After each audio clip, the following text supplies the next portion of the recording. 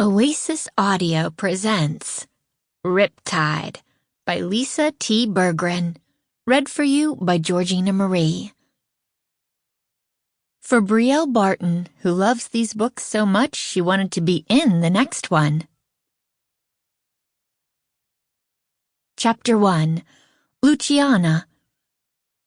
Struck by lightning and lived to tell about it. That's the headline that ran through my mind as I lay on the tomb floor, trying to remember to breathe.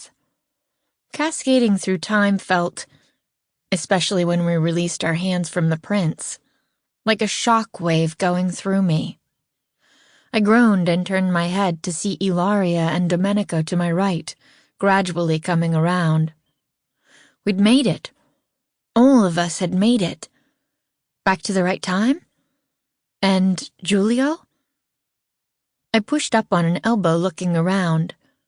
Lady Audrey was asleep at the edge of the tomb, with a blanket below her and another on top, as if she had been camping out. Sensing our movement, her lovely light blue eyes opened, and she rose with the three of us, face aglow. "Oh, you did it!" She rushed to Ilaria and bent to examine her wound, just as Ilaria herself did. The scar upon her skin, while covered in dried blood, appeared as if it had healed years ago. Lady Audrey gripped the young woman's shoulders, grinning, and hugged her close, then turned to Nico and me to do the same, kissing us each on both cheeks as the Italians do.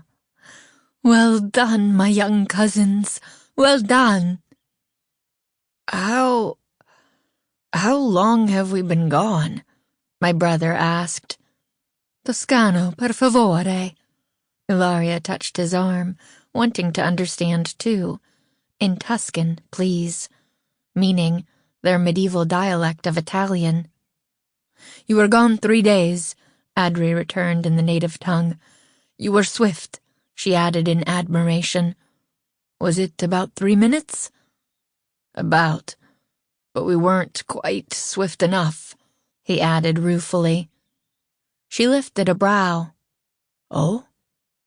"Dr. Monero and 2 men were in the tomb when we arrived. One saw us appear.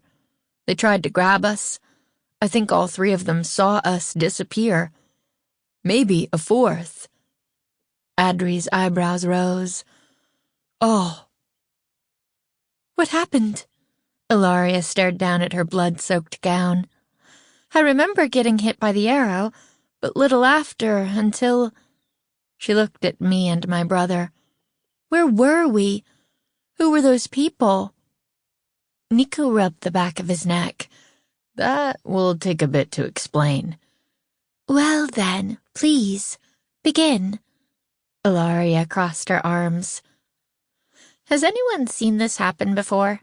I asked, turning Audrey aside as my brother began to tell Ilaria the truth about our ability to travel through time, and the tunnel's ability to heal.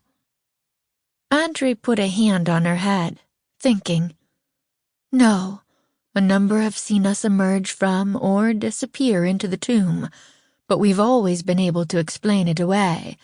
None but family have actually seen it occur." "Will they chalk it up to a dream?" I asked hopefully. Her eyes narrowed. "Not Monero. He will conduct a very thorough investigation. Mayhap even do damage to the tunnel in his desire to discover what is transpiring." My pulse picked up. Would he dig into the wall? Isn't that against all the archaeology rules? My thoughts ran in 2 different directions at once. I had really wanted to come back. To the Forellis. To Giulio. But to not have the option to return to our own time? Ever? I hope not. But I've seen Monero's desire for fame push him to take shortcuts that most of our peers would condemn. She took my hand, understanding in her wise eyes. "Do not fear. Should you wish to return, I believe there is another tunnel. The Betarrinis who previously visited us arrived via a tomb near Firenze." Sample complete. Ready to continue?